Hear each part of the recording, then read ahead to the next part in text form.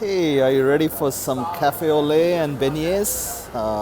I'm at the Café du Monde in New Orleans having my morning coffee. It's about 7:20 in the morning, and this is an institution in New Orleans.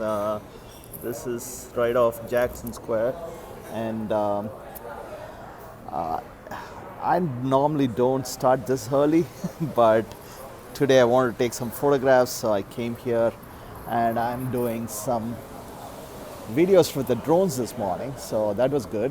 And just to say hi and very good morning to everyone. New Orleans is great, it's very laid back and easy.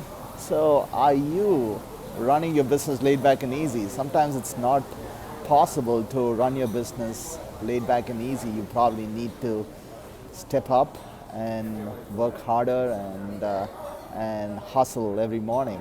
This morning, this coffee here right now is going to be my hustle juice to give me all the stuff that I need to take this day and make it a successful one. I hope you'll have a great successful day too. Cheers.